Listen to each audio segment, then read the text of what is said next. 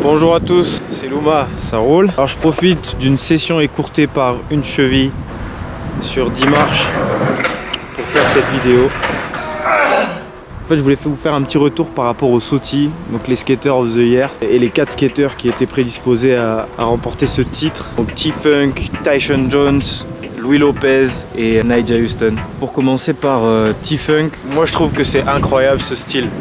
Il a un style de ouf.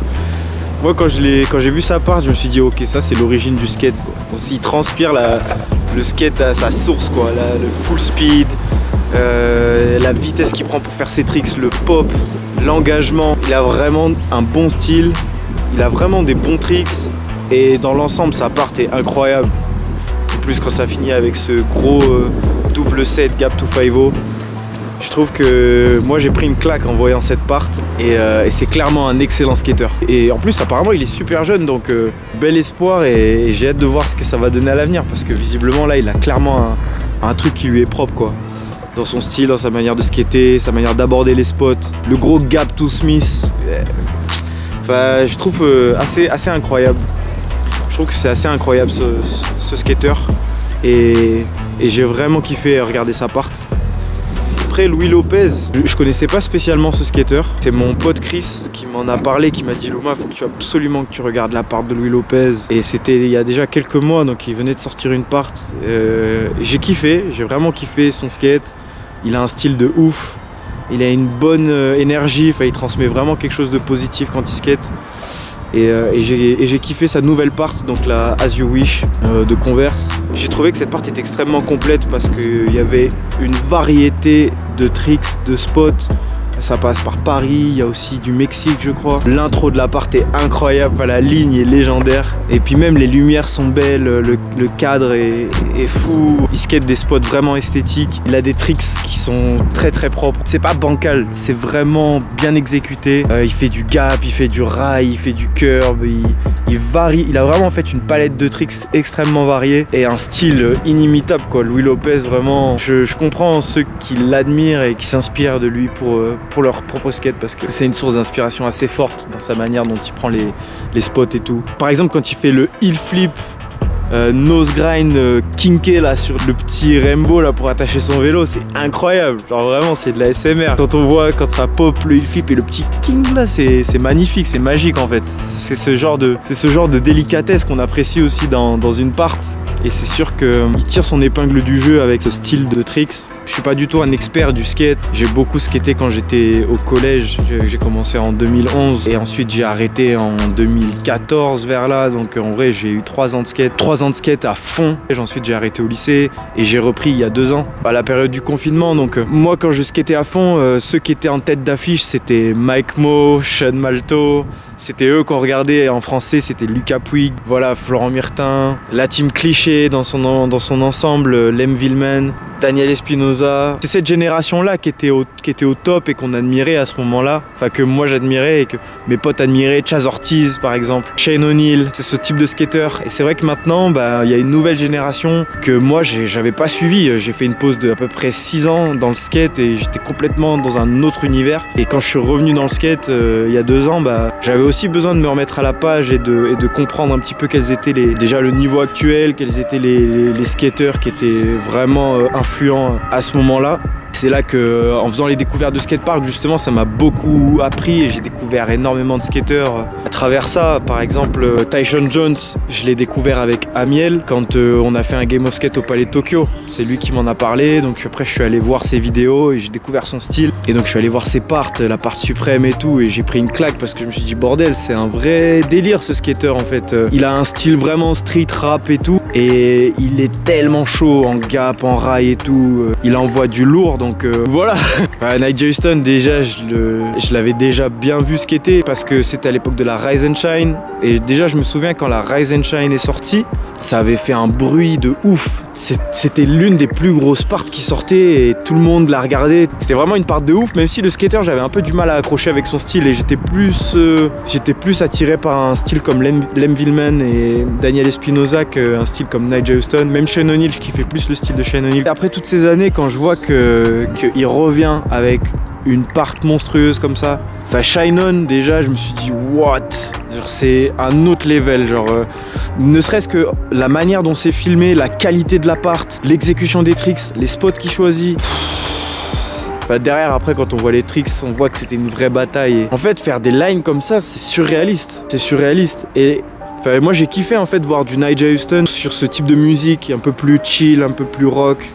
Et j'avais pas du tout kiffé sa part Nike SB Tildes là, j'avais pas kiffé du tout et je me suis dit ouais c'est déjà le style short, je kiffais pas son style, je kiffais pas ce qu'il dégageait et tout en termes d'énergie quoi. Et j'ai vraiment aimé l'intro de la part Shine On, ça commence tout chill, on le voit rouler avec son petit sac à dos, ensuite il te fait une big line wheeling, le trait, ça finit avec le sweet chill. C'est vraiment une manière de s'approprier la rue qui est bien mis en scène en tout cas. On a l'impression voilà qu'il sort des cours et qu'il se fait juste une grosse line quoi. Et c'est trop stylé de commencer une part comme ça. Et ensuite quand il a enchaîné avec la part Need That, grosse claque en vrai. 12 minutes de banger, 12 minutes de gros tricks quoi, c'est que des gros tricks. Genre il y a une line où il fait 3-6 flip nose blunt et il enchaîne avec back nose blunt sur un rail descente. La propreté des tricks, l'engagement qu'il y met, enfin on voit qu'il est vraiment, même si Nyjah pour tout le monde c'était déjà une machine, on le voit dans les contests et tout, et tous ces tricks cab flip back lip, cab lip et tout, enfin on avait l'impression d'être habitué à son skate, on se dit ouais il fait toujours les mêmes tricks, il sort pas de sa zone de confort et tout. Force est de constater quand même qu'avec cette part, ne serait-ce que par les spots qu'il choisit, il s'est vraiment fait violence et tout le monde l'a ressenti d'ailleurs. Quand la part de Nyjah est sortie, on pouvait pas passer à côté en fait. Tous les gros skateurs ont partagé sa part, tous les certifiés là, Giro et tout, ils étaient tous sous le choc. Tout le monde s'est pris la claque de l'année avec cette part. Enfin, déjà la première c'était ouf, mais avec Need That, tout le monde s'est pris une claque et je voyais même que je suis pas un fan inconditionnel de Nyjah et je vois beaucoup de gens autour de moi qui kiffent pas spécialement Nyjah mais qui ont été tellement choqués par l'envergure de la part quoi. En plus on pensait que le skate était déjà à un niveau stratosphérique. Et là on est passé à un niveau lunaire quoi, à un niveau interstellaire quoi. Dites-moi ce que vous en avez pensé, comment vous avez vécu ça, dans quelles circonstances vous avez découvert cette part, vous l'avez regardé, qu'est-ce que ça vous a fait, est-ce que ça vous a touché, est-ce que vous vous êtes juste dit ouais de toute façon c'est un monstre, ça vous a pas spécialement bouleversé quoi. Mais moi quand j'ai vu cette part je me suis dit ok là je vois une part qui est en train de marquer l'histoire du skate en fait. C'est ça que je me suis dit. Il y a des parts comme ça qui ont vraiment marqué l'histoire du skate. Et même si je suis pas du tout un grand spécialiste, et j'espère que Kowalski de la skateboarderie va en parler parce que je pense qu'il a beaucoup plus d'expérience que moi, ne serait-ce que par le travail qu'il a fait dans les JT et tout, pour savoir quelles sont les vidéos et les parts qui ont vraiment fait date quoi dans l'histoire du skate. Voilà, cette année 2022 qui a été quand même très très riche en termes de skate. On a vécu une année très inspirante, très riche, très productive. Il y a énormément de belles vidéos qui sont sorties. D'ailleurs sur la chaîne, je vous ai créé une playlist vidéo skate où vous retrouvez toutes les vidéos de skate qui ont été citées pendant les découvertes de skatepark. Voilà, profitez-en, c'est là, c'est dispo. Le Skater of the Year, le SOTY de cette année 2022, Tyshon Jones. C'est un New-Yorkais, c'est un mec qui a un vrai style. Genre c'est vraiment un gars qui apporte quelque chose en termes de style pour la côte Est. Il fait partie des mecs qui ont la hype. Il y a la hype autour de lui, je pense qu'il est vraiment dans le truc quoi. Voilà, il est chez Supreme, il est chez Adidas et il apporte un truc vraiment très street au skate. Tyshon Jones, quand j'ai vu sa part The General, l'intro de la part déjà ça m'a fumé. Genre vraiment j'étais en mode ok, il prend full speed, tu te dis ok il va se lancer sur un truc de ouf et tout, et là tu le vois qui zip et là tu vois marqué sur le mur The General. Et tu te dis ok là ça va être engagé, ça va être sérieux et tout. Donc honnêtement j'ai vraiment kiffé sa part. Il y a le gros tricks, le gros switch ollie sur la table de pique-nique, le flip dans la station de métro qui a fait énormément de bruit, qui a eu beaucoup d'écho sur les réseaux et tout. Il y a eu beaucoup de tricks, le mec est vraiment chaud en gap, tu le vois bien. Et puis il skate des spots assez mythiques de New York. Il fait des tricks assez abusés. Il fait du gap, du rail, un peu de curb et tout. Et puis avec son style, il amortit pas quoi. Ses replaques elles sont secs en mode ch'tuch. Et toi tu te prends ça genre en mode tous les tricks comme ça. C'est un super bon skater qui a vraiment un style à lui, qui donne une fraîcheur au skate de la côte est américaine. Donc moi j'apprécie son style, j'ai kiffé le découvrir déjà quand Amiel m'en avait parlé au Palais de Tokyo. Parmi T-Funk, Louis Lopez, Nyjah, c'est Tyshon Jones qui a été choisi. Je sais pas comment Thrasher arbitre tout ça parce que y a des votes, donc c'est un petit peu participatif, mais peut-être que derrière c'est quand même eux qui tranchent. Je sais pas du tout comment ça s'organise et je voulais juste vous partager en tout cas moi comment j'ai vécu tout ça. J'ai vraiment apprécié découvrir par exemple T-Funk que je connaissais pas, découvrir la part de Louis Lopez. Je me suis pris des grosses claques avec les parts de Nyjah. J'ai vraiment kiffé la part de Tyshon. Donc c'est tous les quatre des excellents skateurs qui sont très inspirants, qui ont des styles vraiment singuliers, qui skatent des spots très différents.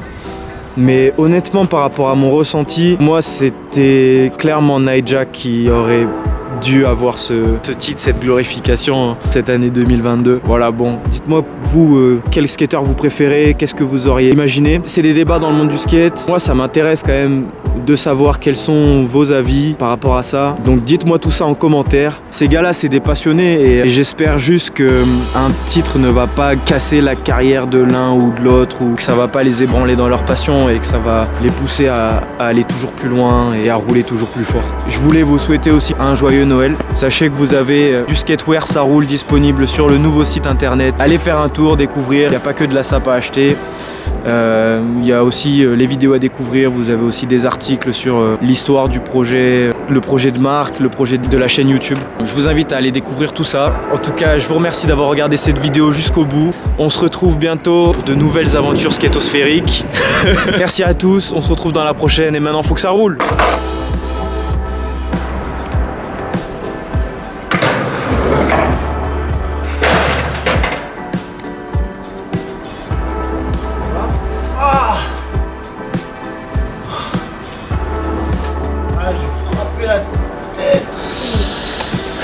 Ah oui. Ça, il m'a fait un bisou.